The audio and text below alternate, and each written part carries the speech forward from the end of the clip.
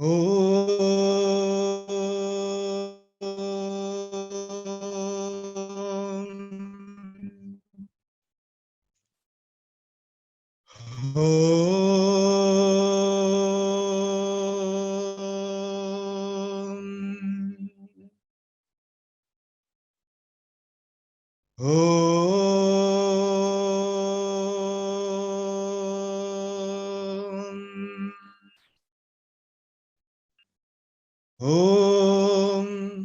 Bhurбhuvasvaha Tatsavitur Varenyam Bhargo Devasya Dhimahi Diyo Yonah Prachodayat. Om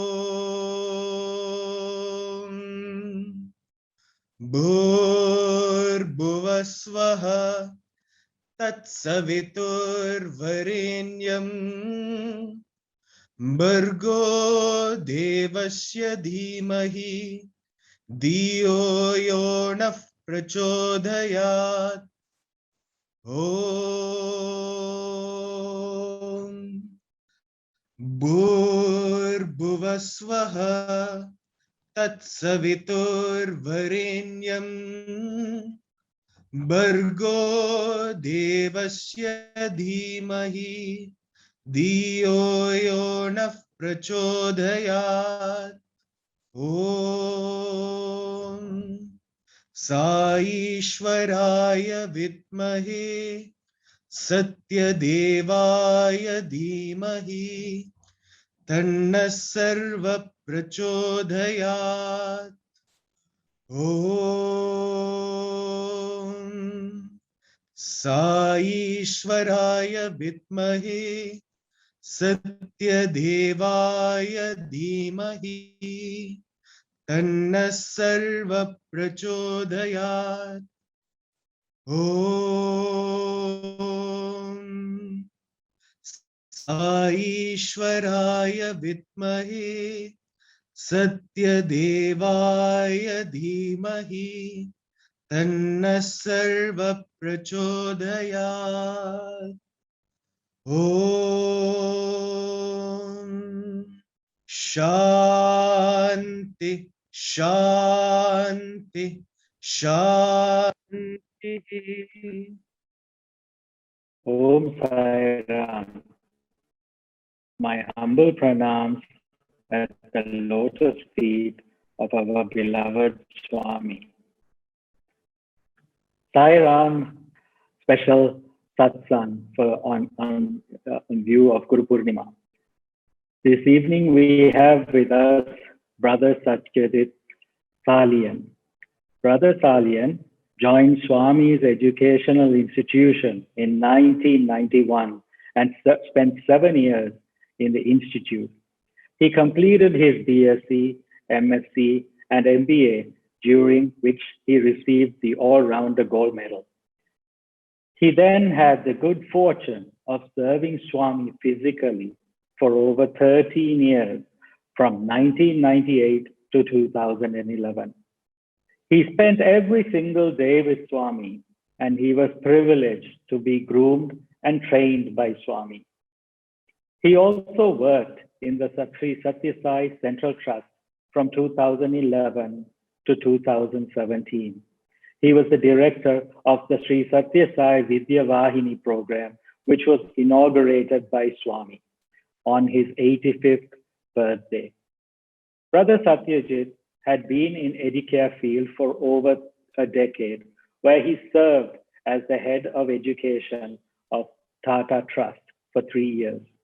He is now serving in the Medicare field in a cancer care initiative, where Brother Satyajit is currently the Vice President Learning at Karkinos Healthcare.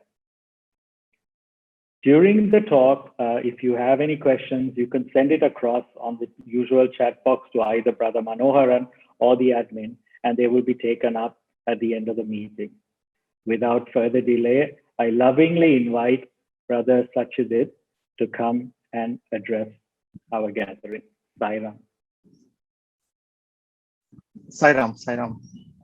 A very loving Sairam to all of you, and uh, wish you all a very holy and happy Guru Purnima. We are just one day after the beautiful Guru Purnima program. I spent time with the entire family yesterday morning, seeing the entire program that the international organization had put up. It was such a beautiful, love-filled, peaceful program, filled with gratitude to Bhagwan for having inspired the entire world towards doing good, towards leading inspired lives. Dear brothers and sisters, a very, very loving Sairam to all of you, offering prayerful and loving salutations at Bhagwan's lotus feet.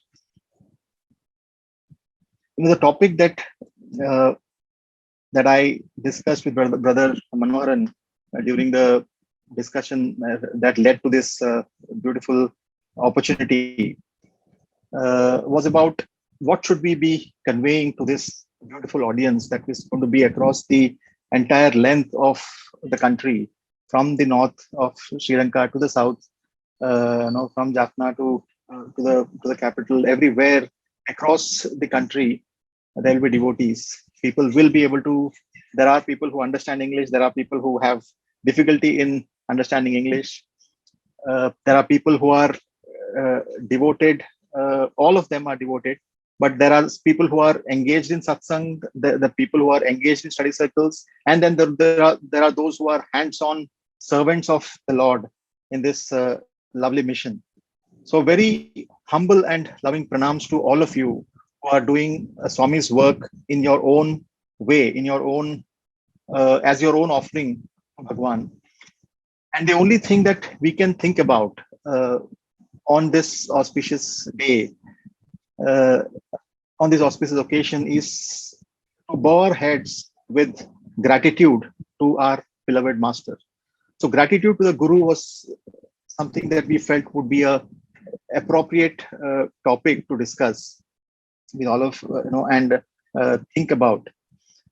There's a beautiful line in the shloka which says, Ajnana timirandhasya jnananjana shalakaya chakshuru militam yena tasmai Sri Gurave Namaha. To the eye that is filled with ajnana, the cataract of ajnana, it is this Guru who comes and applies the collyrium, the kajal, the medicine of jnana, and he opens our eyes so that we can see the true sunlight, we can see the true light, or we can see truth. And to that Guru who does this for us, to that beloved master, to that Swami, we offer our gratitude.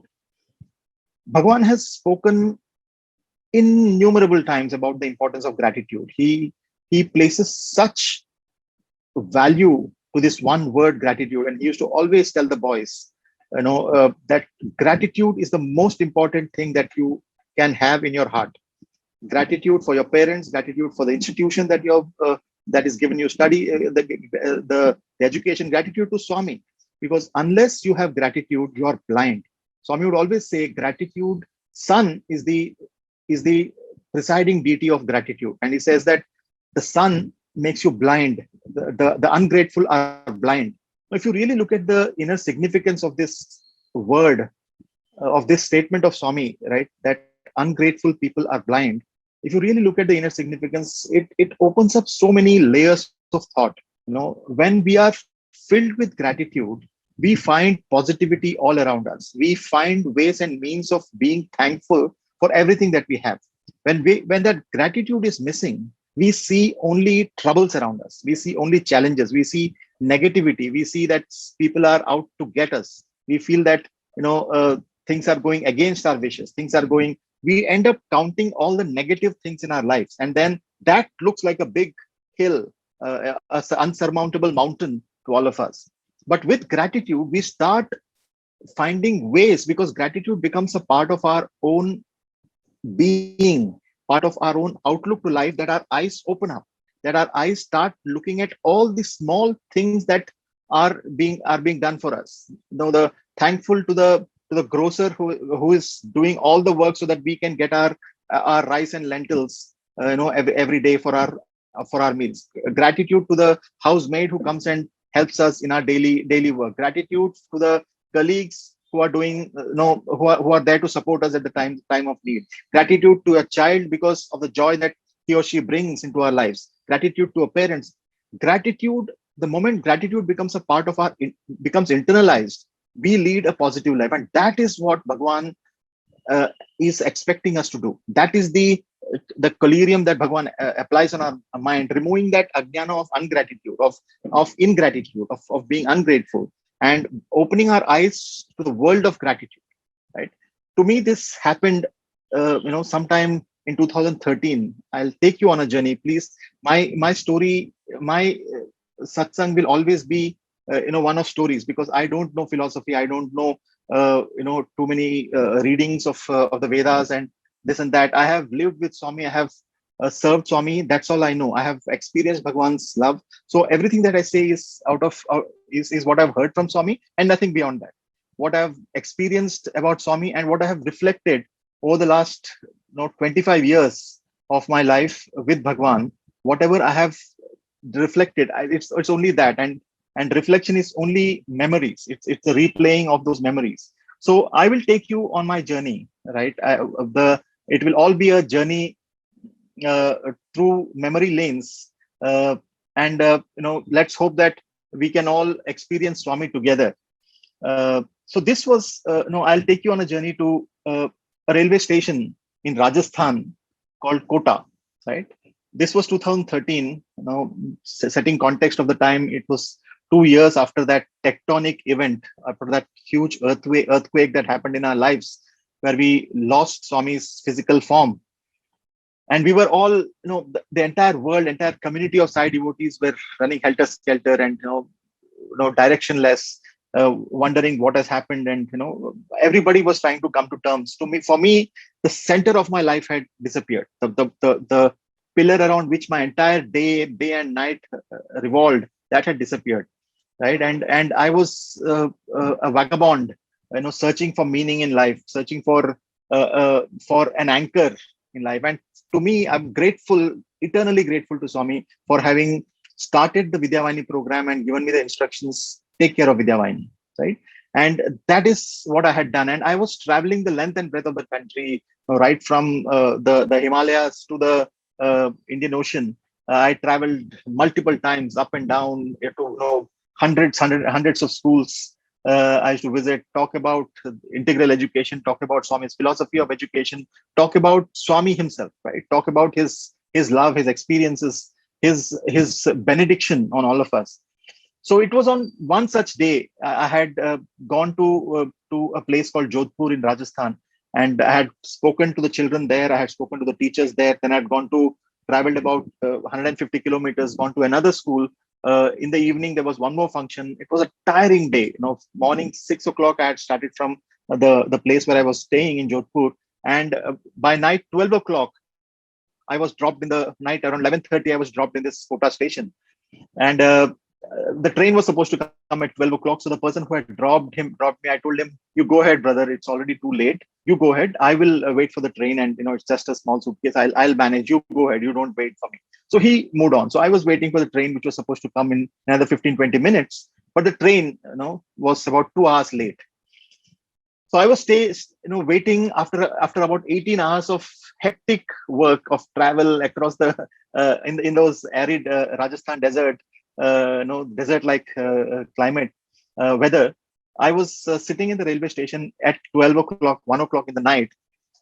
There was, dirt everywhere. This was before, India decided to clean up. India has now, the railway stations in India are absolutely spick and span, very, very clean. This was in those days where it was dirty, and I could see rats scampering around on the railway tracks. There was a very, very strong smell of feces and urine, and it was terrible. I was seated, then there was something that was dripping on me. I took my suitcase, went and sat in another place So what I'm painting in front of you was a world. The real world out there was a stinking, terrible world. But for some reason, as I sat down in one place, exhausted, I started thinking about the entire day, right? And the beautiful faces of those innocent children started coming to my mind's eye. And just, in my mind's eye, there was a smile which said, "Thank you, dear children, for the lovely card that you gave me in this morning." That evening's program came to my mind, and I was filled with gratitude for the teachers who were listening with so much of intent about what is Swami's philosophy of education, with the intent that they will teach their children in those ways. That love and intensity with which the teachers were listening to me, I felt gratitude for them. And as those few thoughts of gratitude started coming, I started thinking of the entire Vidyavani family, the entire Sai community, the entire philosophy that Bhagwan has created about a life of purpose, about a life to be led uh, with with a with a much greater purpose than to read just Swami used to say khana pina sona marna. That means eating, drinking, sleeping, and dying away. Right? That is not purpose of life. The community that Swami has created, the family that Swami has created for a life of purpose, I was beginning to fill with gratitude. And in that stinking place, right, in that Kota railway station, which was dirty and this, in that place, I felt I was in heaven. So that is the importance, dear brothers and sisters, of gratitude, right? When your heart is filled with gratitude, when that outpouring of gratitude starts coming automatically from our hearts, we create our heavens right there. And that is the context, dear brothers and sisters, that I want to set for this satsang of ours, where we will express our gratitude. Gratitude is not for Swami's sake. Swami is not sitting somewhere and seeing how many of them are grateful to me. It is not for his sake. Swami always used to say that gratitude is for you. Gratitude is the gratitude is the collyrium that I'm applying to your eye, the kajal that I'm applying to your eye, so that you start seeing the world in a different light, so that you can see heaven where you are. And that is the golden age, in my view, that we can create our golden age when our hearts are filled with gratitude and positivity, right? So what are we grateful to Swami for? Why the gratitude? What are the things that, let us search in our own lives. Let me search my lives and my life, and you'll start searching your own lives as we do that. Your own experiences at Prasanthi Nilayam, your own experiences at the organization, your own experiences at family, and search for those beautiful moments that we are grateful for. To me, the first gratitude to Swami is for the sheer magnetism of his persona, right? The magnet that he was, the way he would be able to attract anyone who came to me, right from the Prime Minister Atal Bihari Vajpayee ji. When he comes, I remember seeing so many prime ministers. I remember Abdul Kalam, the President of India, coming to Purnachandra, to Yajur Mandir, and the attraction of Swami, the magnetism of Swami was so powerful that they would be mesmerized by Swami's presence. And from the Prime Minister and the President to the various prime ministers and presidents of various other countries who had come, including from Sri Lanka, not only were they, of course, they were attracted, but also the common man on the street was attracted by the personality. And the biggest imagery in my mind, right, the way I visualize Swami, that magnetism of Swami, was looking at Swami's car. Right, earlier, I had a few occasions of being in a bus behind Swami's car in the first few days of my life with Swami in Kodaikanal. We were traveling in the bus behind Swami, and we would see, as Swami's car goes, it's like a magnet that the people who are there on both sides of the road would start converging around. It's like as if a magnet would pull them all towards him, right? So it's you should start visualizing, dear brothers and sisters, that as that maroon BMW of Swami travels, the two parallel lines of devotees on both sides, it becomes like a convex lines, as if both are getting attracted by that magnetic power of Bhagwan. That is the image of Swami that is etched in my mind, right? in one of those days, Swami came to our car. Swami came into the bus. He stopped the car somewhere and he told that, no, I'll go in the bus. And it was in a forest area where a slightly interior area where Swami got into our bus. And then we started moving. The car was ahead of us and the bus was following the car. And all the devotees are, the same magnetism is continuing towards the car, right? Devotees are coming close to the car, and then they are getting perplexed. Oh, Swami is not there. Swami is not there. And Swami would be laughing inside in the car behind us, in the bus behind us, and telling, see, Ra, look at the car, and see, all devotees are searching for me in the car. Please understand. No, he is telling us. He made a beautiful point there. He said that car is associated with me. That car is associated with me.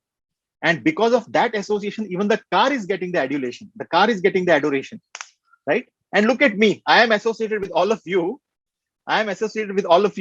And because of that, I am losing what is due to me also. Company is so important. He would make a very fun and a funny remark, but driving home a point, telling that in good association, and he made the point telling that be linked to me, be true to me, be true to my philosophy, and you will find that there is effulgence in your own life, that there will be adoration towards you. It's not to you as an individual, but to the philosophy that you reflect in your own life, right? That is the beauty of Bhagwan's magnetism. Later on, I got an opportunity to be seated inside the car with Swami, and it is magical to see the expression of the devotees, as they see it. It is like they come with a constrained face, with a face full of tension of all their worries, and also the worry whether I'll be able to get a glimpse of Swami. But the moment they see Swami's face in the car, and Swami would be seated inside, and acha, chala santosham, bangaru. He would be doing that on both the sides, right? Both the hands. Acha. You will see here. The moment they get a glimpse of Swami, their face as if a generator has got lit. It would just light up.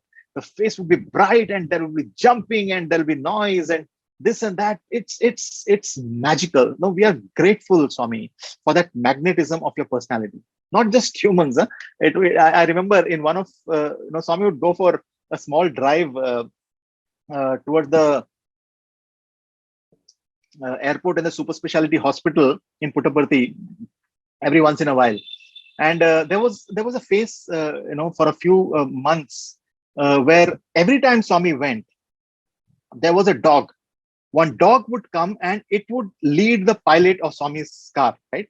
The majesty of that dog, it's like just a street dog, a street dog breed, which would, the moment Swami's car comes in somewhere near the airport, it will come and it would lead, trotting in the front of the car, and looking here and there, all the devotees praising, all the devotees praying to Swami, and this dog would feel the most self-important dog trotting in front of Swami's car for a very long distance. And then Swami would say, be careful. He would tell the driver, be careful about the dog. And it would be our duty to keep watching from this window. The driver would see from that window. I would see from this window to see whether when we are overtaking the dog is not harmed. But the magnetism, right? And so what I'm saying is that gratitude to Swami for the magnetism of his persona, right? That ability to lift us to the heavens with just his abhaya. Now, the abhaya, we used to always say that abhaya, the abhaya asta, abhaya is that which removes the bhaya, it removes the fear. And memory brings me, the memory that comes most strongly with the word bhaya is, I don't know how many of you remember 1st of January 2000, right? The year 2000. The year 2000, the 31st December 1999 to 1st January 2000 was a transition of fear, right? There was apocalyptic fears that was being spoken about, that planes will fall down from the sky and nuclear reactors will stop working, there'll be explosions everywhere. All kinds of nonsense fears had got because of that Y2K problem. I don't know how many of you are youngsters here who would not even know about what that problem was, but there was fear everywhere. And I remember, dear brothers and sisters, there was unprecedented amount of crowd on 1st of January 2000 Prasanthi Nilayam. It was like a birthday crowd, right? Normally for birthdays and Guru Purnima, the crowds are humongous. Now that was the kind of crowd on that 1st of January 2000, on the first day of the millennium in Prasanthi Nilayam.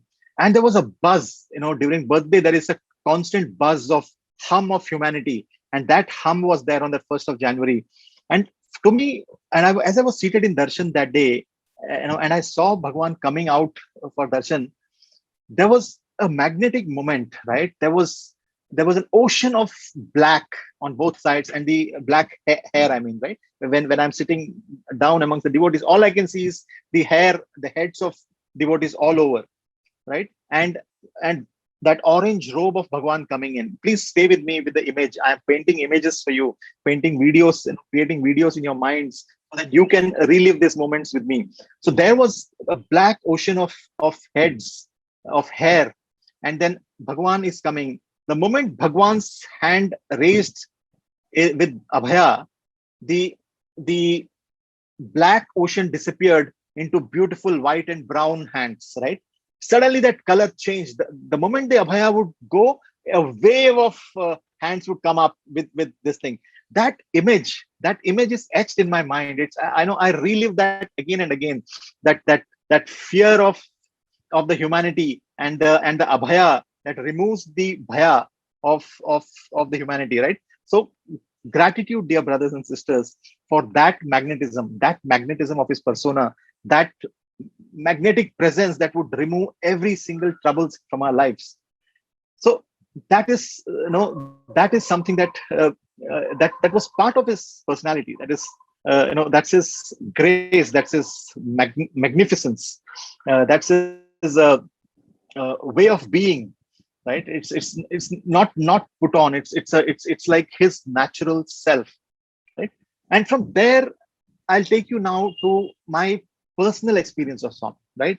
Me as a young boy of 2022, of a young man of 22, who is just getting closer to Swami, who is just understanding the after having stayed in the hostel for about 4 to 5 years, just getting to know what it means to be closer to Swami, what it means to be in the physical presence, in the immediate circles of Swami. He had called me and my parents for an interview one day, and as we were all seated there, every single thing, right, from the smallest of things, he is, they say that he who has got all the universe in his hands, he who has every single aspect of the universe in his hand, also has the time for my small problems to correct, also take the time to correct my hand, correct me, also take the time to pour water on that small child's hand and wash his hand before he sits for Narayan Seva. That is the breadth of Bhagwan's interest in humanity, right? It is the entire humanity, yet there is that one boy. He's all attention to that small thing. And so I was seated with my parents in the interview room. There were some other devotees, and he told, okay, go inside for this in the interview. This was in Vrindavan in 1996. And as soon as I got up from the to go in, my hand went to my pant and I lifted my pants like this. I don't know whether you can see me. I lifted my pants like this, and he immediately looked at me. Gee, bad boy. I was just doing this, but he says that you should be dignified always. Don't all do all this adjustment. Don't you have a belt? I forgot. I didn't have a belt at that. Out comes a belt for me. Here, wear the belt. He teaches you to live with dignity, and then he blows you away with with a materialization, saying that here, take a belt, wear it. You should not adjust your pant in front of others, and live with dignity. The gratitude, brothers and sisters, is not for the belt. The gratitude is about teaching dignity in every walk of life. Listen to Bhagwan's teachings. Listen to read his work. Read about the experience of devotees with him. You will find dignity as the undercurrent, right? If you really look at I know here the inquiry that Swami makes us do, saying that I am not an animal, I am a man. I am not an animal, I am a man. This is the mantra that he gives, telling that I should always keep looking at what are the negative qualities in me.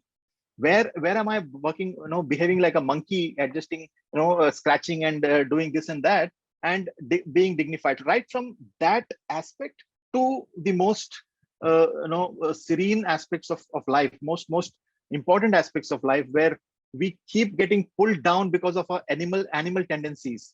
He is all about dignity. So gratitude to the master, gratitude to the guru for teaching us dignity in life, to lead, to be a Sai devotee, to be associated with this name of Sai, is to make a promise of dignity, is to make a promise that I would lead a life that is worthy of being called a Sai devotee, right? And to be worthy of being called a Sai university student, of a Sai student. So that is something that he always kept at the top of our mind, and we are grateful to Bhagwan for that. Another incident, and I'll bring it out as to what I'm grateful for and how that has become a part of my life. This was again the 1996. It was summer course. We were seated in the Sai Ramesh Hall, and that's a beautiful hall outside. Trai Brindavan is a beautiful round bungalow. For those of you who have not seen Trai Brindavan, it's a beautiful lotus-shaped bungalow of Swami. And when I think of Sri Lanka and when I think of Trai Brindavan, I always remember some of the Buddha Purnimas, and the Sri Lankan dancers would be there to welcome Swami from his door, from outside that, just outside the door of Trai Brindavan. The Sri Lankan devotees would be there with that triangular hat. I don't know what is that thing called. If somebody from the group can tell me, it's like the triangular hat, and with jewels like this, and they would do the dance, some dance like this, right? It's so elegant.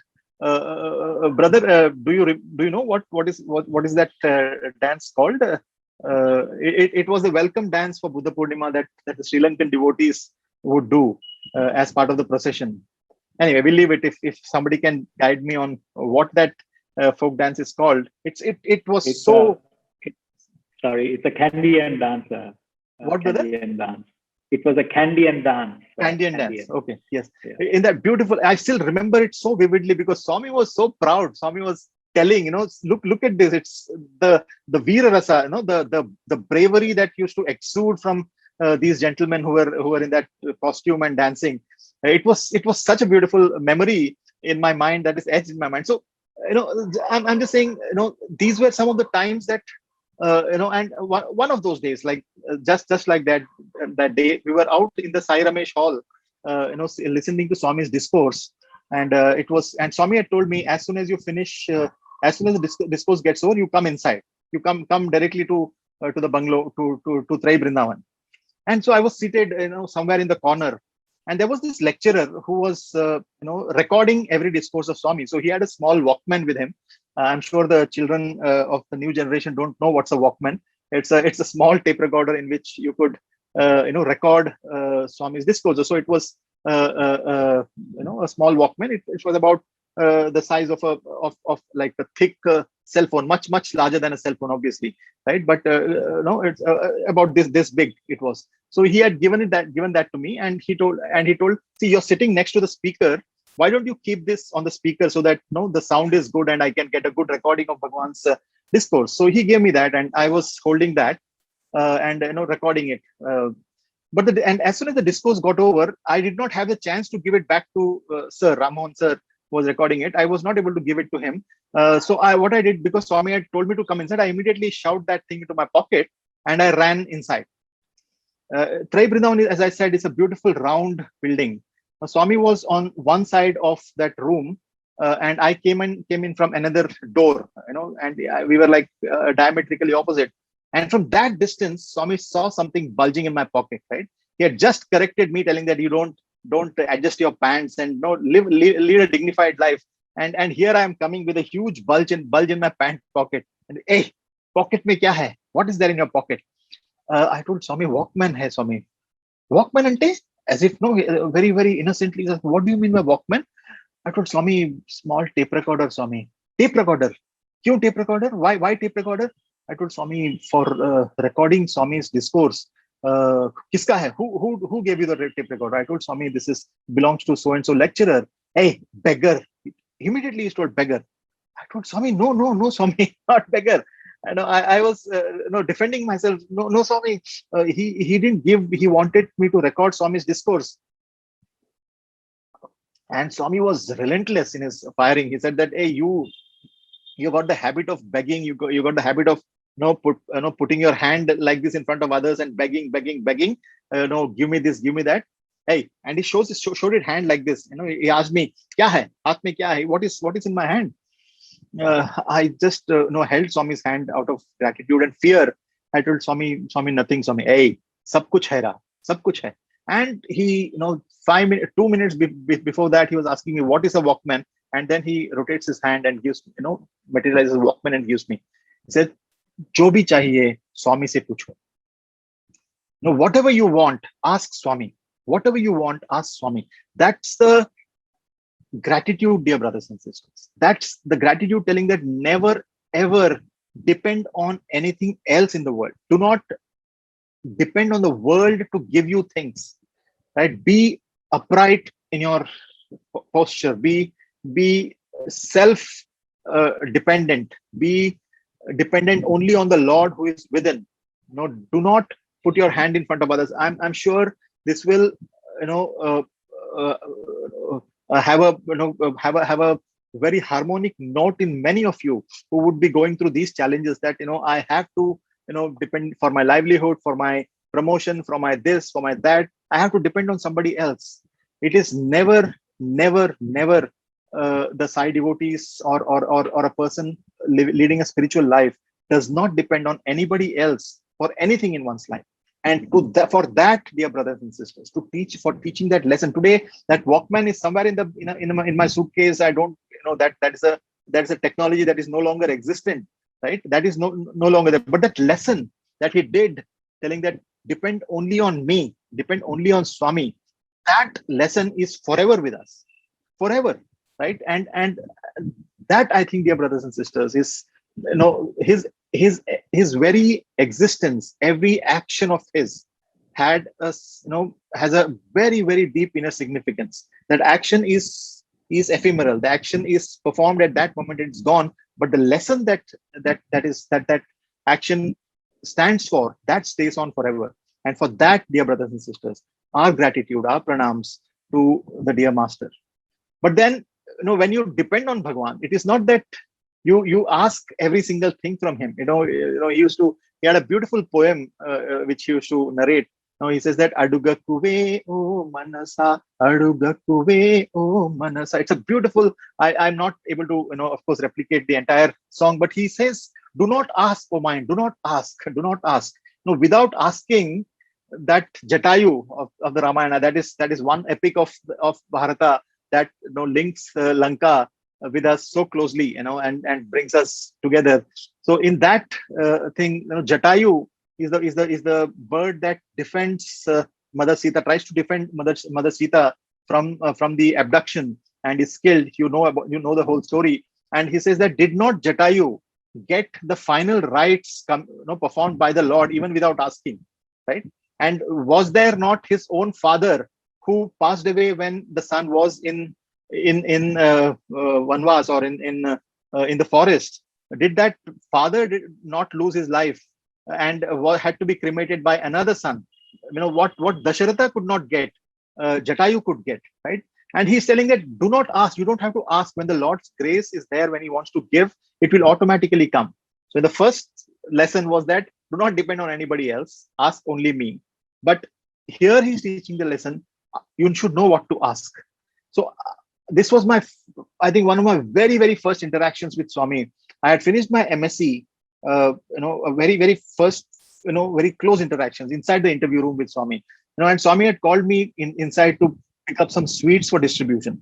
And 5 or 10 of us had gone inside. And as I was taking a huge, a basin of laddus, sweets outside, he told, hey, give it to him and you come here. I gave it to another brother and I went close to Swami. Hey, kya chahiye? He asked me, what do you want? I told Swami, nothing, Swami. I don't want anything, Swami. Hey, bolo, kya chahiye? What do you want? Tell me, what do you want? He's asking me again and again, what do you want? What do you want? I told, no, Swami, I don't want anything, Swami. I'm happy, I'm happy. But he said, hey, Swami, puchta hai, kya hai? That was a transition period in my career. I had just finished my MSc and I had applied for my MBA, right? And so I thought maybe this is the right opportunity to ask Swami, Swami, I want an MBA seat, right? And after lot of prodding, I was telling nothing, Swami. I want only you, Swami. Nothing else, Swami. I'm happy, Swami. The Swami is talking to me. I'm happy. All those things I was saying, but and Swami is saying, "Bolo, kya chahiye? Kya chahiye?" And I said, Swami, I want MBA seat, Swami. The moment I said that, he put his hand and held my collar, right from behind. He had held my collar, and he started pushing me outside the door. He told, "Jao, Vice Chancellor se pooch sakta hai. Go ask the Vice Chancellor. Go ask the Vice Chancellor." I told, I immediately went back. No, Swami, sorry, Swami, I don't want anything. I want only Swami. I want only Swami. See, he's teaching the thing, right? Don't come and ask for petty things to me. Ask for what I have come to give. He had a beautiful saying. He says that, Meru Parvatam Dagara Poi, coffee podi veduttaru. You go to Mount Meru, which is supposed to be the wish fulfilling mountain where there's a mountain of gold. And what do you go and ask? You ask for coffee powder, right? It's like you asking for an MBA seat to Bhagwan. He's like asking for coffee powder. You ask for me. Everything else comes along with that. You become that, dear brothers and sisters, to feel that oneness with Bhagwan, right? To feel that I am Bhagwan's property. I am here only to be part of his mission. The moment that experience becomes true in our lives, the moment we feel that, then automatically everything else comes to us, and what does not come to us is not meant for us. What comes to us are the most beneficial, most benedictical. I don't know what's the right word. It's like a benediction of Bhagwan on all of us, and it is pure grace that would come to us. He teaches the lesson, right? So what we discussed so far is about gratitude, the importance of gratitude itself, and the reasons that we want to be grateful to Swami, the gratitude for the magnetism of his persona, his magnetic personality. We are grateful for them. For his teaching us dignity, that Sai devotees need to live a life that is exemplary, right? That for teaching us the importance of dignity in life, dignity of a human life. We are grateful for that.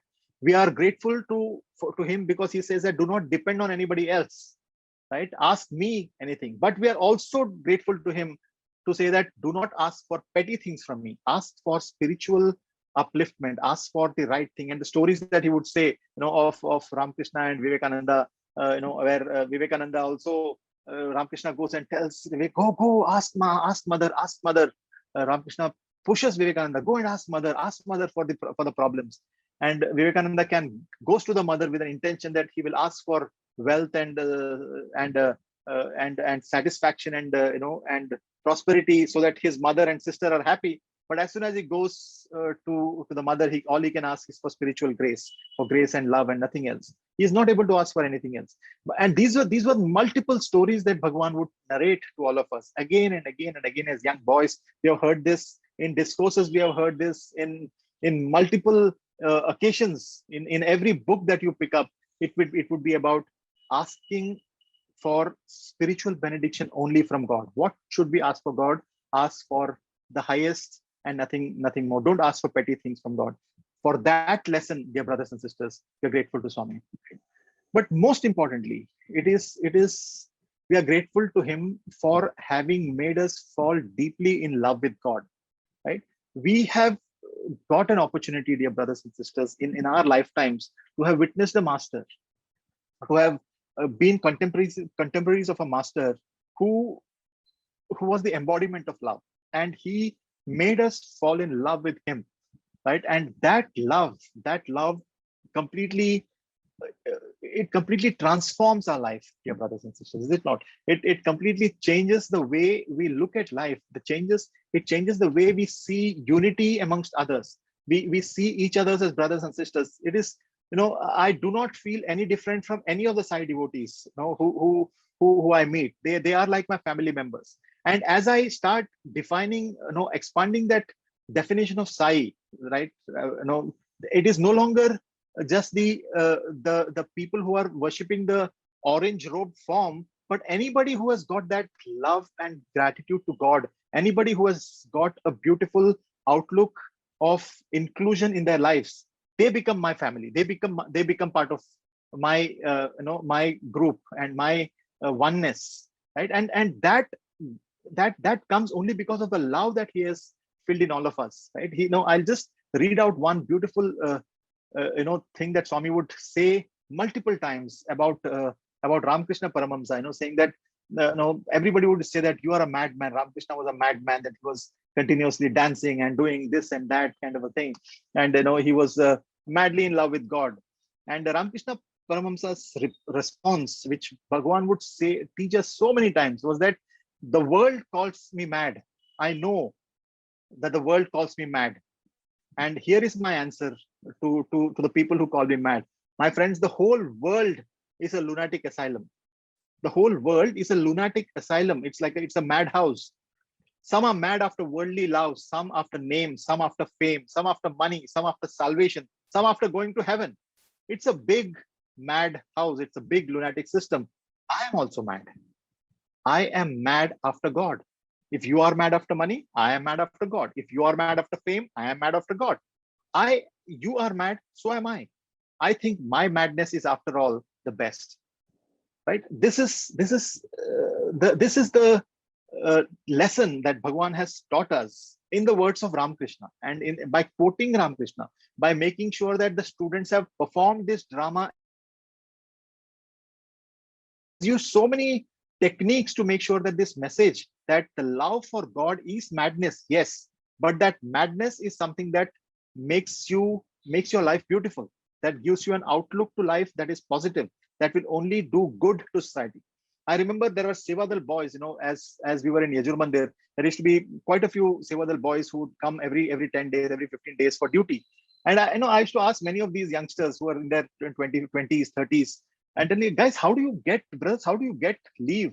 How do you manage to come like this? And there was this, a couple of you, not one or two, but half a dozen of them who had told me, oh brother, it's very simple. We go with our leave letter in the hand to our bosses, and but our resignation letters are already in the pocket.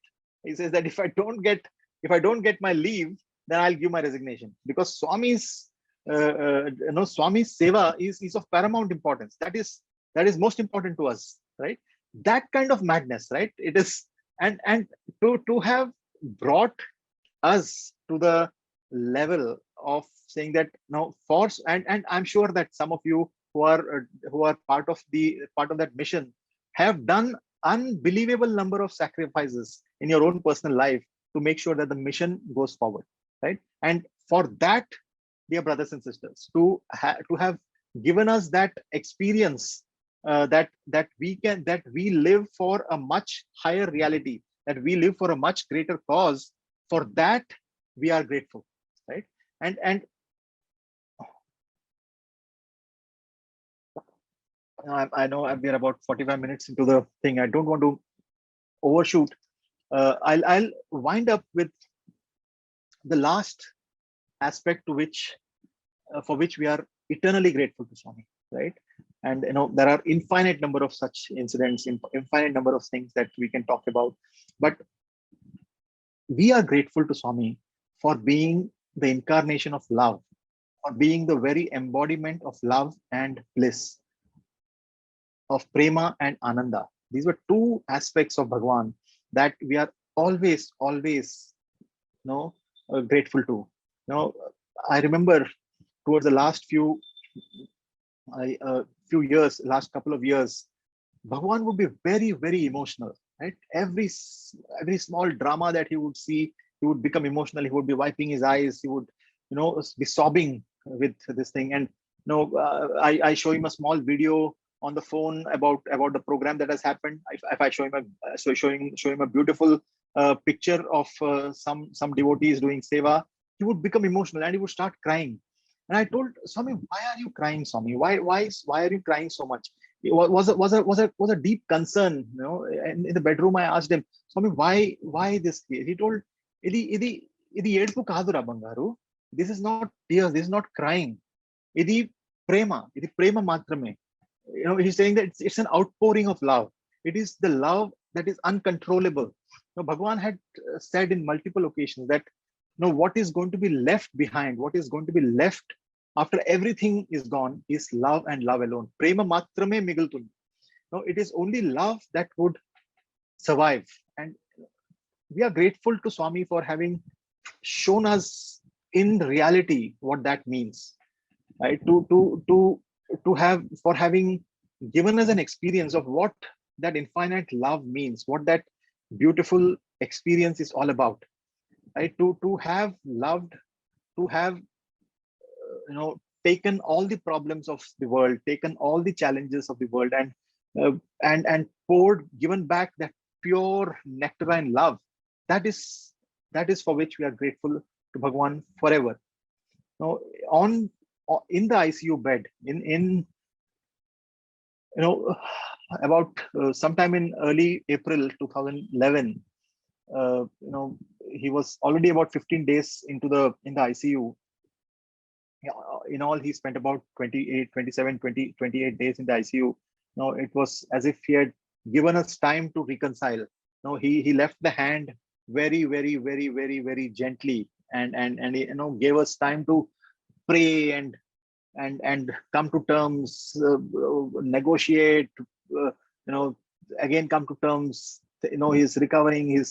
So it was a terrible 26 days, you know, in the ICU, you know, holding on to Swami and then seeing him slowly withdrawing his hand, you know, figuratively speaking.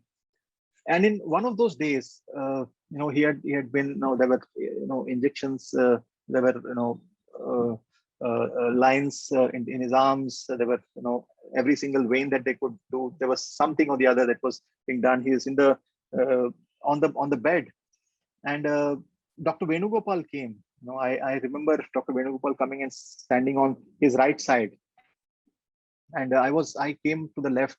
I slowly touched Swami's hand, and he opened his eyes and looked at me. I told Swami, Dr. Venugopal garu vachi. Now, in that, I'm sure he would have been in pain, right? But he looks at Venugopal, and there's a beautiful smile on his face. And you know, Dr. Venugopal is, you know, held Swami's other hand, and he said, Swami, emana badaga unda Swami, emana cheyagalama. He told Swami, are you in any kind of pain? Can we do anything for you, Swami?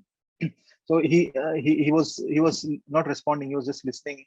He did like this, as if, you know, he had not heard. So I went close to him and I told Swami, adugutunnaru Swami, emana badaga unda Swami, Swami emana cheyagalama.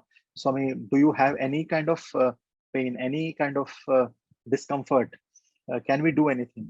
And you know, he lifted his, you know, his hand a little bit in abhaya and said, "Haiga unnanu bangaru."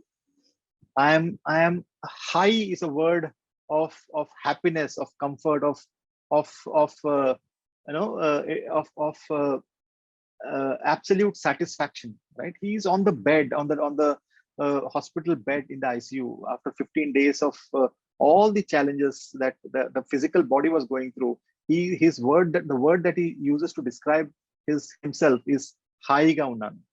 The lesson that he has always taught us, that I am not the body, I am much beyond the body, I am the indweller, right? And he always spoke to us from that level of the indweller. He did not talk to us as the form. He did not talk to us as that body. He would never use the word I. Have you ever listened to Swami's discourses? He has never used the word I in the discourses. I will do this, I have to. He always refers to that in third person. Swami will do this, Swami does that, or Sai does this. All his poems, there is no word I there. There is no I in his language at all. Go back, look at all the literature, look at all the Vahinis, look at all the Satyajit speaks. You will not find the word I did this. You'll only find that Swami did this, Swami will do this, Swami is here. Pray, don't, he never say pray to me, pray to Sai, pray to Swami. He will only use the word in third person. He was always the indweller. He was always that universal spirit. right? He has always been that universal spirit, and he continues to be that. And we are grateful to Swami for having uh, given that lesson to us. And most importantly, dear brothers and sisters, most importantly, we are grateful to Swami for telling us, for teaching us that we are also like him, that we have that infinite potential within us, that are we are like that beautiful ember of coal, that bright burning coal that gets covered by its own ash. So also the Atma within us is effulgent. It's always radiant with splendor, right? But it is the jealousy, the greed, the ego, the pettiness of our human mind that covers it with ash. And all that is needed is the sadhana of blowing it away, so that that ember starts burning bright again. So every single day, to reflect on what is making me small, what is limiting me, to reflect on that, he has taught us to do that, saying that you are not just an Atma, you are Divyatma Swarupa. You are the embodiments of the divine Atma. You are the embodiments of the divine love. Divyatma Swarupulara, Prematma Swarupulara. That is the greatest gift that Swami has given us. That is the two greatest titles that Bhagavan has given us. And it is also two of the greatest challenges that Bhagavan has given us. Are we truly living up to that name? Are we truly the Divyatma Swarupa? Are we truly the Prematma Swarupa that he calls us? With these few words, dear brothers and sisters, I know there are quite a few other topics that I wanted to discuss, but probably got carried away with a few of these. But I'm grateful to the organization for having given this opportunity, because to me, to sit, reflect about Bhagavan's experiences, to think about what I have gone through in those few years, very few years of that massive life that Bhagavan has led. I always used to feel that I came too late, and Bhagavan would say that the time that you are supposed to come, you have come at the right time. Each one of us, people who are coming into the organization today, they have come at the right time, right? They have come at everything is perfect in Swami's scheme of things. There is no delay, no disappointments, no this thing. Everything is perfect, and at the time that it's supposed to be, right? So though we came late, though we probably came late in his life, we all have the equal opportunity of experiencing him completely, experiencing him through the eyes of other devotees, experiencing him through the literature that has been left behind, experiencing him through the discourses, the videos, etc. that are there. The video that was being played in the beginning, it was so, it was like being with Swami. The Gayatri mantra, we have his voice, we have his images, we have his videos, we have his writings. He is with us. He is always with us. I think with these few words, dear brothers and sisters, I conclude my satsang here. I'm open to listening to questions from any of you if you have. Thank you very much for the opportunity once again to the Sathya organization, Sri Lanka. Brother, over to you. Ram, brother, thank you for this wonderful talk. I think all of our devotees enjoyed it very much. There have been a few questions, so we'll start off with the first one. Swami has spoken about the golden age, that the golden age is coming soon in his discourse in the 90s. But at the moment in the world, in the organization, and even in families, etc., they are getting divided. So much negativity around us. It is such a situation. How do you see the golden age coming soon, and how can we hold on to him? So I did touch upon that, right? In my experience about the Kota railway station itself, right? You can create the golden age for you, right? Swami would always say that you don't worry about everybody else. You worry about yourself. You worry about your own spiritual growth. Create a golden age for yourself. Create a golden age around you, in the immediate vicinity that you have, right? I think that is what I believe as the golden. And if I really look at it, dear brothers and sisters, if you look at the way the world itself is progressing, if you take one is, you can take a personal view, right, and say that I will create the golden age around me. Second is to really look at the perspectives from look at it from a much larger global perspective. In spite of all the challenges that we are facing, the amount of work that has happened during COVID, the amount of unity that humanity has come towards, right? And to take on this challenge of the coronavirus, is it not? Does it not feel that there is a golden age that has come in? The kind of aid that is flowing from all different places, the ability of one nation to help others, the ability of the organization to be able to serve so much. I see so much of positivity, right? Yes, there are challenges. I know what the organization is going through. It's a very, very sad state of affairs. I totally understand that, but I think this too will pass. It is important to stay united. It's important to stand up and say that Prasanthi Nilayam is ours.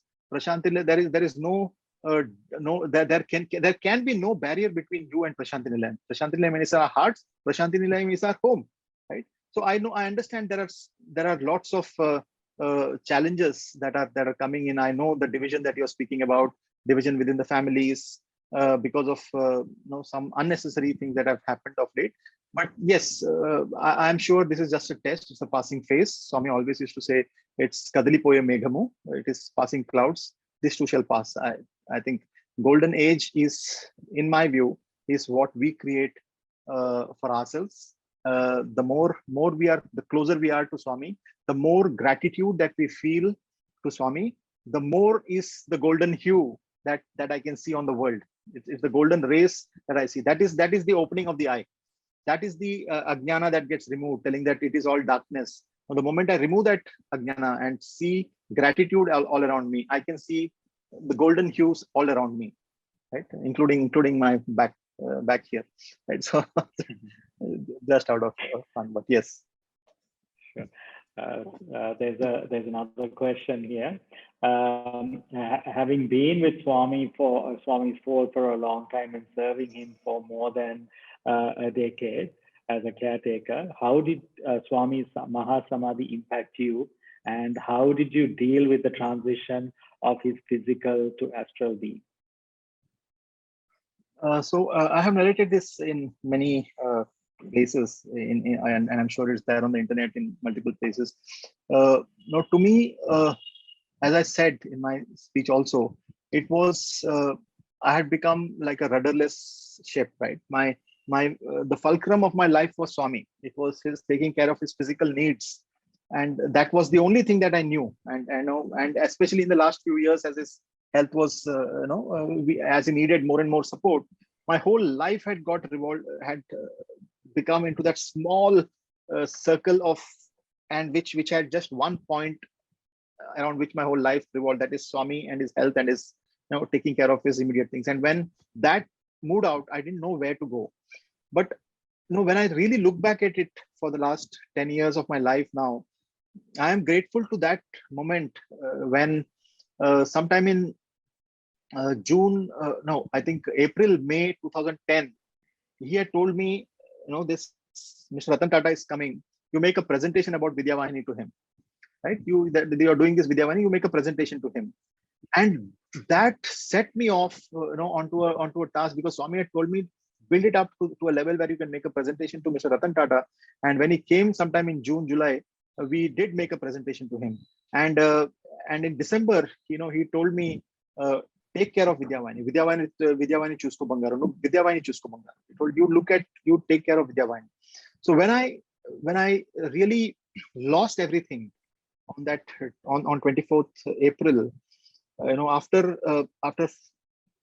days of mourning, days of not being able to do anything in life, not finding any meaning in life, I decided that let me hold on to that one saying of Swami, and then I started working. I traveled the length and breadth of the country, filled myself with work, and felt that will probably fill that vacuum. But that was all superficial. That is all superficial. It does not. And when I finally saw during the first Dasara in 2011, first Dasara after Swami's passing away, when I saw that throne empty during Purnahuti, we had to bring that small silver throne, the short, low throne, we kept it.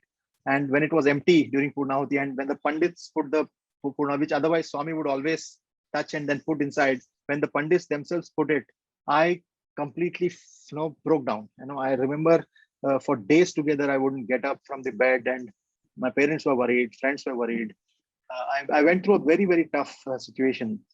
But on 24th November 2011, I was in Yajur Mandir as usual. Every day we used to go to Yajur Mandir, sing a few bhajans, chant one mantra, and light the lamp, and listen to one bhajan of Swami, and come out. So every day, morning and evening, we'd do this by rotation. Each of us has duties. So I had gone there on 24th. I had exhausted after the 23rd November birthday. The silver jhula had been kept, and we had polished all those things and kept it back. 24th was a hectic day. I finished and sat there. And as I was so tired, I was sitting very close to that chair which Swami used to sit on. I always used to sit very, very close to that chair and think that I'm doing Padaseva to Swami. That was my relief. And as I sat there, I was so exhausted that when Swami's bhajan started playing, I dozed off. I just for 2 minutes probably I became asleep. And in that 2 minutes, I had a dream, right? That in that dream, I was sleeping in Yajur Mandir. I was lying down right in front of that ground floor, that altar. I was lying down, and in the dream, I could see myself looking at my body from the sky, from the ceiling, right? And I could see Swami's shoulders from behind. Swami kneeling next to me. I could see his halo of his hair, beautiful black hair, his orange robe, and his hands were like this, on my chest, and he was doing CPR. He was, giving that chest compressions to me. I got up. I immediately, bhajan got over. I got up. I was, shaken up, telling about this dream. What is Swami? What is the meaning of this dream? What is? Am I going to get a heart attack? Is that a sign? All those confusions in the mind. But as I allowed that dream to, I did not do anything about the dream, right? But from that day onwards, that sense that Bhagwan is always with us, always with me, that was no longer theoretical. That was practical reality for me, right? Telling that he is the one who is beating my heart, he is the one who is making sure that my heart continues to beat, and that as long as the heart continues to beat, he is with me, and he is going to be with us forever. I think that reality became a practical reality for me on that day. So I think that's how. And after that, I have never felt I have never missed him. Of course, I would miss him. Physically, I would long for his presence, etc. But never missed him in a way that crippled me, right? That did not allow me to perform for the mission. Right. So wherever we are, whatever work I'm doing today, it is only a continuation of the mission of Manava Seva, is Madhava Seva. So I hope that answers in some way. Thank you, brother. So I'll move on to the next question. At which point in your life or any incident made you realize that Swami was the ultimate guru who could show you the purpose of your birth? It is all through. I don't think I can point to any one incident, brother. It's like I will not be able to point to one incident. It's like an experience, and never had an opportunity to analyze, because living with Swami is a continuous lesson, right? It's continuously, one by one, the lesson keeps unfolding, and maybe only when we look back and reflect about it, about the various things that he has taught, then as a summation of all those experiences, to me, he is my everything, right? But there is no one point that I can think. But every single thing, it is this, right from, as I was saying, right from how not to be stupid and adjust your pants in public, to standing in dignity, to carrying the mace for the convocation, to learning how to drive the car, to learning how to be in the presence of prime ministers and presidents, to every single aspect, how to remove your selfishness, remove your jealousy, and train the youngsters, give others chances to come closer to Swami, how not to be a barricade between Swami and the devotees. Every single lesson, something taught with with the sweet love, some taught with very, very harsh love, right? Like you have sweets on one hand, you have bitter gourd and pickles on the other side. Everything is important, and in different ways. It's not like a theoretical guru that is teaching, but it's just living with God is true education, is it not? It's completely it's, as I said, it's the summation of all those experiences that today I look back and say that I am nothing without that experience of those few years, brother. Thank you.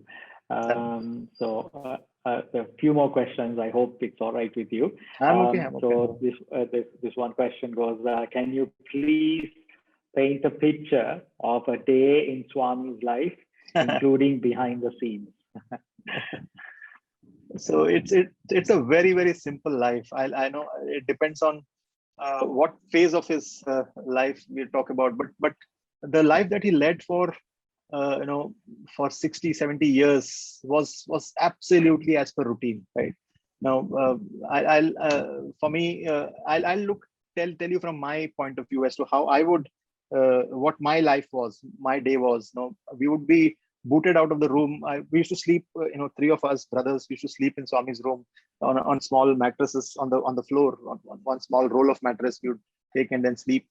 We would do Padaseva to him in the night and then go lie down on our backs and sleep. Around 4:45, he would snap his fingers and we'll be out of the room, right? So by 5 we would be down. I would finish my morning ablutions, a little bit of yoga, a little bit of exercise at that point of time, and we would go and by that time the cook would come, right? The cook would come and he would bring one glass of rava ganji. It's like that I don't know what's rava called in Sri Lanka. It's the I hope you understand what they make upma out of it, right? Rava. Yes, so rava porridge in milk, they would boil it, and he would bring that, and a few slices of apple, well cut without the skin. He would eat that.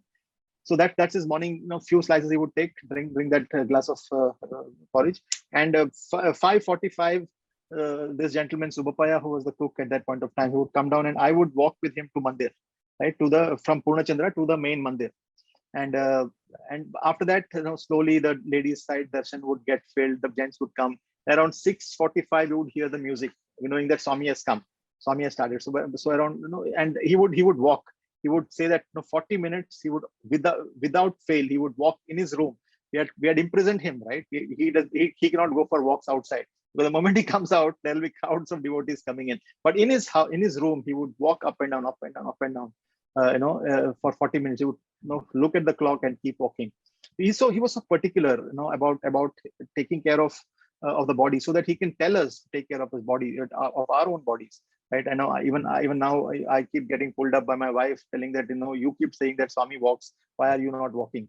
Right? But that's the beauty of his disciplined life. And then around 6:45 he would come for darshan in those days, complete a round, and I am sitting inside in the dining hall, probably reading a newspaper or reading some papers that I brought from the trust office, or learning some accountancy because some new subjects for me, and I would do some of those tasks, and I know that the music has stopped. That means Swami has called people for interview, right? So that means interviews would be going on, and around 8 o'clock, the door would open, the door of the dining hall would open, and Swami would come in. And then he would be, filled with, sometimes he will tell that all these people, they don't listen to me. Sometimes he'd come with a lot of joy, telling that, today the Russians had come, today the Italians had come, today somebody from Sri Lanka has come, somebody this, some for the next 5-10 minutes, he would be speaking about what happened in the interview room, and how devotees are such beautiful people, and we speak about Swami speaks about his devotees, right? There would be a few things, and he would take a few again, a couple of slices of apple, and then he would go out again, maybe second round of interviews, etc. 9 o'clock bhajan would start. After the fourth bhajan, we know that we have to start keeping the food ready.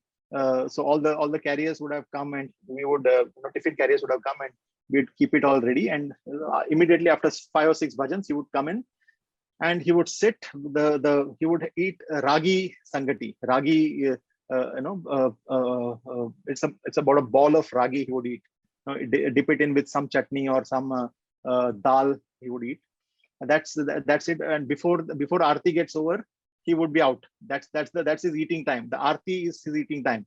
And you just immediately gobble up, and then he would be out.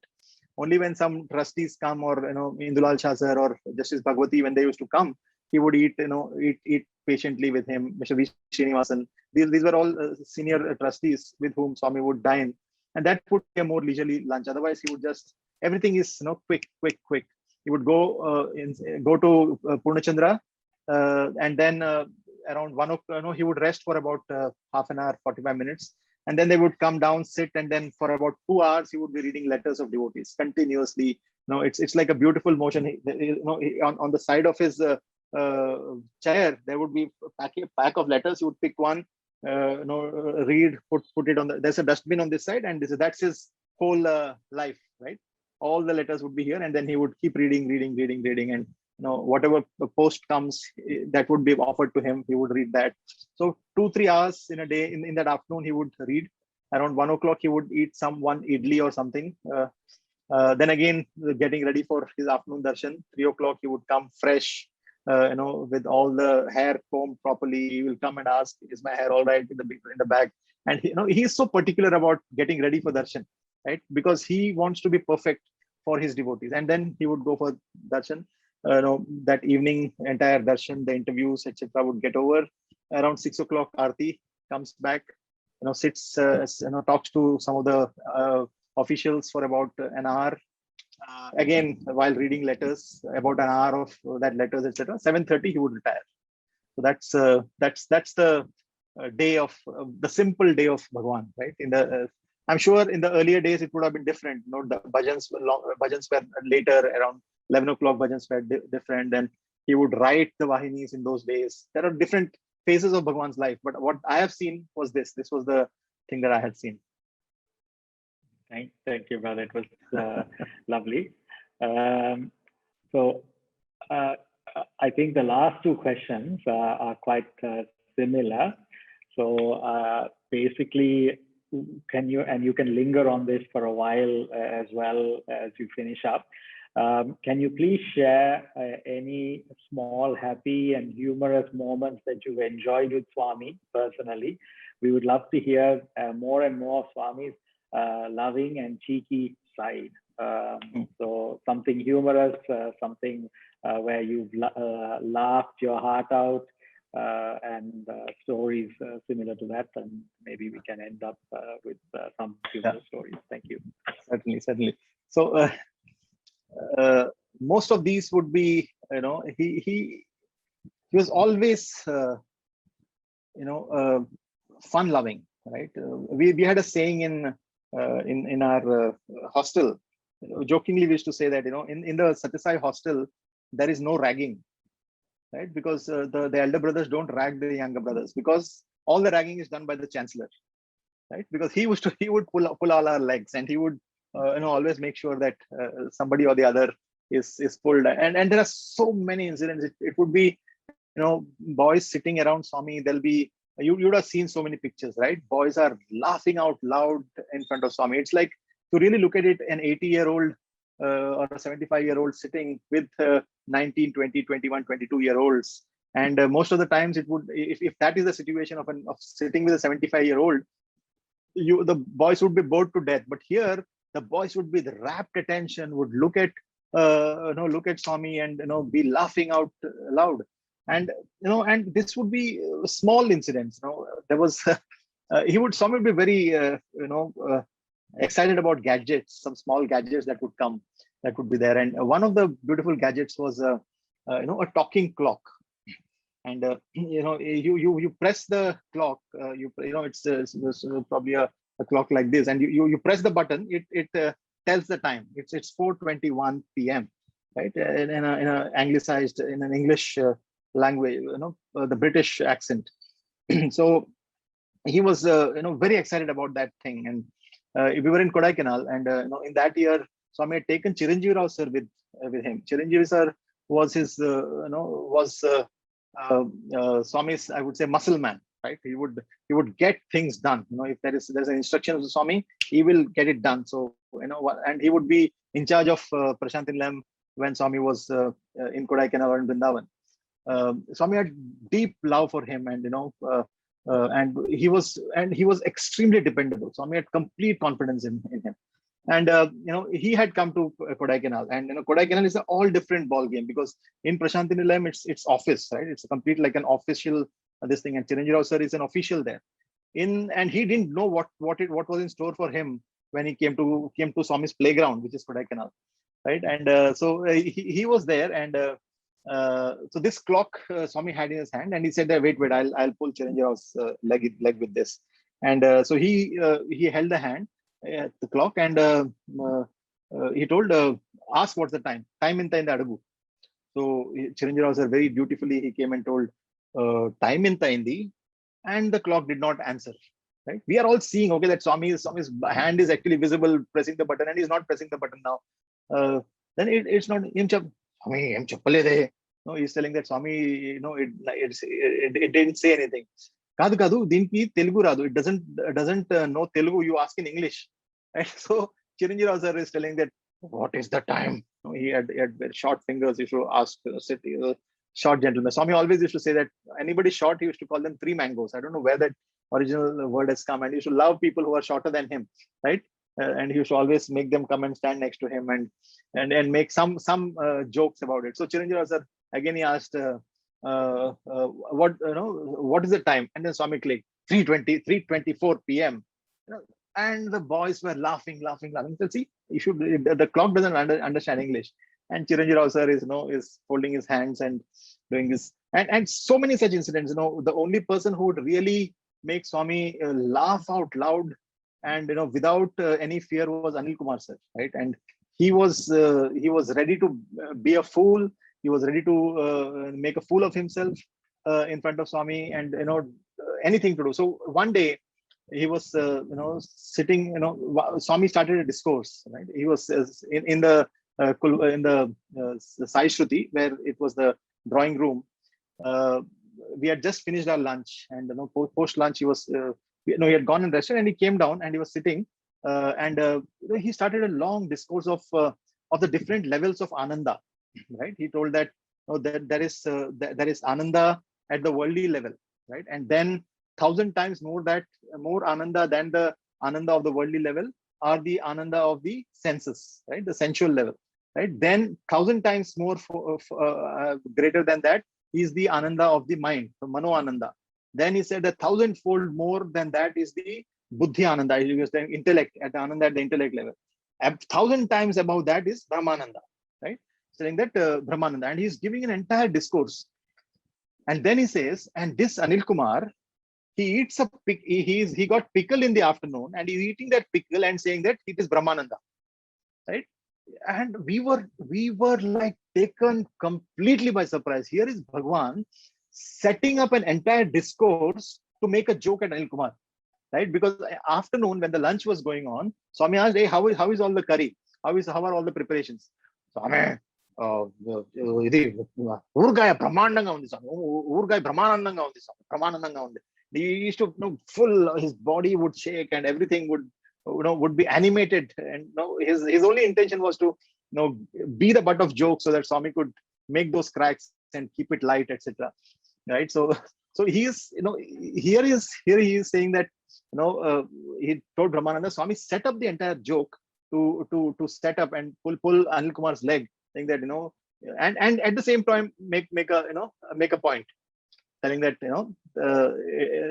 spirituality is not about, don't compare Brahmananda to these kinds of things. So many such incidents, brothers and sisters. Swami's life was all about joy, about true Ananda, and I thought these were two things that immediately came to mind. But I'm sure there are many that will come as I think, and maybe there'll be other opportunities where I'll be able to share, brothers and sisters.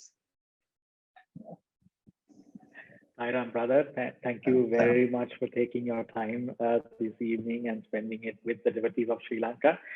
We all appreciate the time that you have taken, and we really have actually joyous for the last almost 1.5 hours listening to you. You took us to being very close to Swami, and of course, much gratitude to Swami for bringing you here and giving us this opportunity to listen to you. So just as I was looking up, there's just one last sort of request, not a question.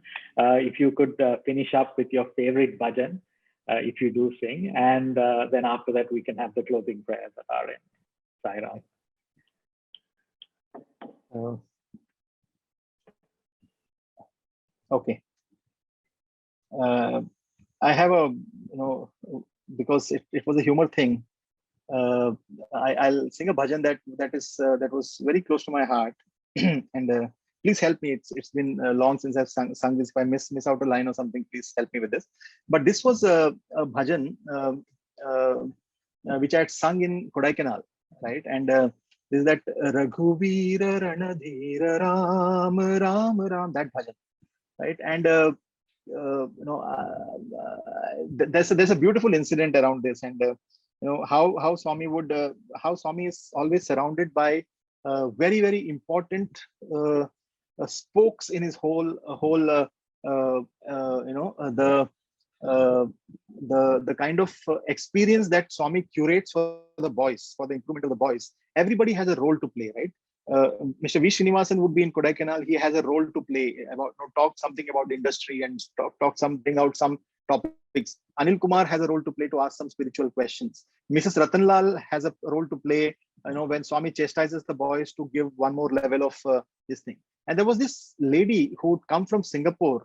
Every week she would come from Singapore to Puttaparthi. Every week, right? Every Friday she'd fly down to Puttaparthi, Prasanthi Nilayam, stay for 2 days, and then on Monday morning she would go and start working, back. And she was a 6 foot tall lady, a very Raghuveer ma'am was the thing. So I had sung this bhajan in Kodaikanal, and when I came out and sat, I thought that I had sung reasonably okay. I'm not a singer, so I do make lots of mistakes, but I thought that day I had sung reasonably okay. And I sat there, and Swami was waiting, and the other boys were already sniggering because Swami had already made some comments. I was suddenly feeling that I'm in for something. And as soon as Raghuveer ma'am came in, Swami looked at me, "Hey, Gora, your mother-in-law has come. Your mother-in-law has come."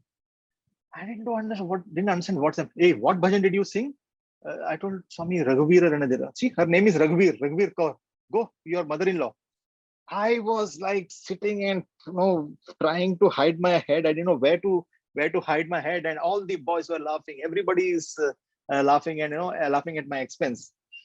6 months down the line, I'm in Mandir. I am sitting in the Mandir. Swami is inside the bhajan hall. I am sitting outside the bhajan hall, and I can only see Swami's hand doing the talam from where I was sitting. Only the hand is visible, and little bit of his shoulder is visible. His face is not visible, and he's doing this talam, right? And on the chair, I can see only this. So I was seated, as you see, currently where the samadhi is, right? Somewhere there I was seated outside. I could only see, and Swami was inside the bhajan. This bhajan started, and Swami is doing the talam. He didn't miss a beat.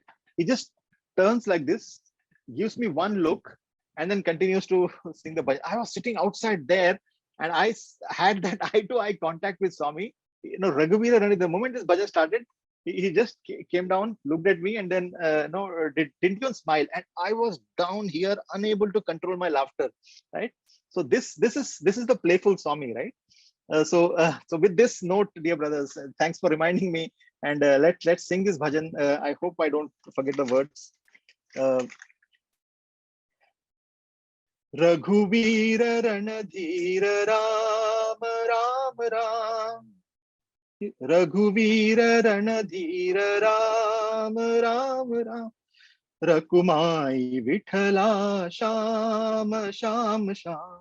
Rakumai Vithala Sham Sham Sham. सुकुमार सुंदर राम राम राम, सुकुमार सुंदर राम राम राम, शिरडीश परतीश श्याम श्याम श्याम, शिरडीश परतीश श्याम श्याम श्याम, रघुवीर रणधीर राम राम राम, रकुमाई विठला श्याम श्याम श्याम, सुकुमार सुंदर राम राम राम, शिरडीश परतीश श्याम श्याम श्याम, शिरडीश परतीश श्याम श्याम श्याम, रघुवीर रणधीर राम राम राम।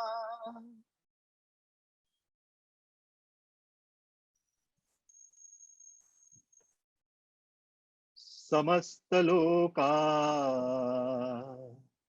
सुखिनो भवन्तु, समस्त लोका सुखिनो भवन्तु, समस्त लोका सुखिनो भवन्तु। ओम शांति शांति शांति। जय बोलो भगवान श्री सत्य साई बाबा जी की जय।